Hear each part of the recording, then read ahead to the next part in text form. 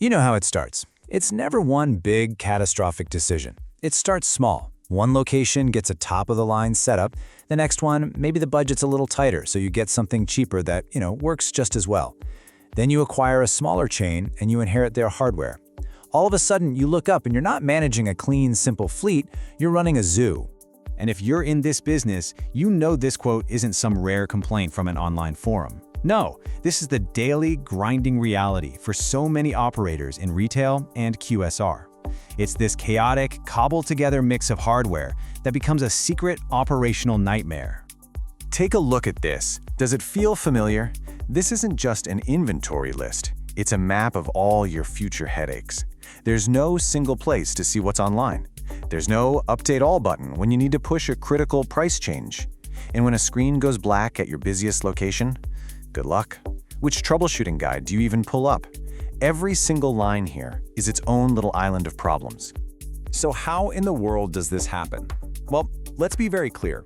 Nobody ever sits down and plans to build a system this messy. It doesn't happen by design. It happens by accident. It's an accumulation, a slow drift made up of 100 small, seemingly logical decisions that eventually compound into one massive, expensive disaster. Honestly, the journey's so predictable you can set your watch to it. You start clean, phase 1. Everything's perfect, a single, well-planned system. Then comes phase 2, budget pressure. A cheaper, different player gets introduced for a new store. Then phase 3, a screen fails. That model's discontinued, so you have to grab an equivalent in an emergency. Then, bam, phase 4. You acquire a competitor and inherit their entire, different setup. And before you know it, you've landed squarely in phase 5, total chaos. Okay, so now let's talk about what this really costs. Let's talk about the money. Because that word people love to use, flexibility, well, that flexibility is a Trojan horse. It's smuggling in massive operational costs that completely wipe out any tiny savings you made on the hardware up front. And the math here, it's just brutal. Think about it. 10 locations, all with one type of media player. That's one support process to manage. Simple. Now, same 10 locations, but they have 4 different types of players. You still have 10 devices, but your support complexity just quadrupled. Same number of screens, 4 times the headache. Saving a couple $100 on a piece of hardware feels like a win in the moment, doesn't it?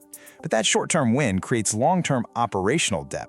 That $200 savings ends up costing you thousands in wasted staff time, in specialized troubleshooting, and of course in lost revenue from screens that are down when they shouldn't be. Let's just put it side by side. With a unified fleet, your team learns one system, you stock one kind of spare part, you run one training session. Done. But in a fragmented fleet, every single one of those tasks multiplies. 4 different troubleshooting guides, 4 different types of spares, and training never ever stops.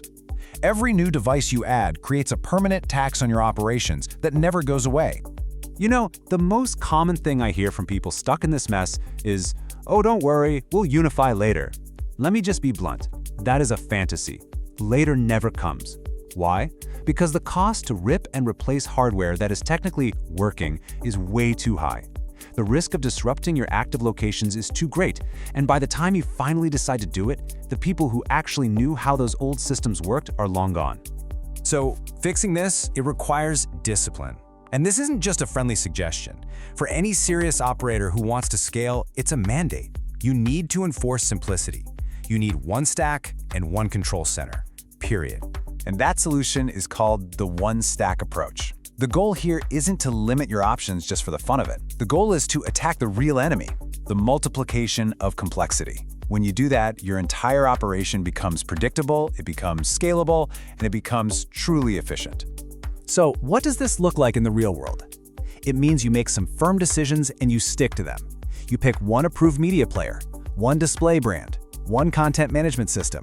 You define a single way to manage everything remotely and a single workflow for content. You set the standard and then you enforce it relentlessly. That is how you build a reliable system. Okay, so defining the strategy is one thing, but how do you actually pull it off? How do you really move from the chaos you have today to the control that you need? Well, a mandate is totally useless if you can't enforce it. To make a one-stack strategy actually work, you absolutely have to have a single point of control, a tool that lets you see everything, and even more importantly, a tool that stops your system from getting fragmented all over again. This is where an enforcement layer, a centralized platform, becomes critical. A system like SeenLabs, for instance, is built for this. It gives you that unified CMS, that one dashboard to see everything. But it also enforces a curated hardware catalog, which means it prevents unapproved devices from ever joining your network. And for those of you already living in a device zoo, it provides the roadmap and the consulting to help you migrate back to a clean, standardized stack. So the choice here is pretty clear, right? You can keep paying the compounding tax of a device zoo day after day, or you can make the move toward a system that's standardized, manageable, and at the end of the day, a lot more profitable. I want to leave you with this final thought. In operations, boring is beautiful. Boring means it's predictable, it's scalable, it's profitable. Your goal should not be to have an interesting collection of technology.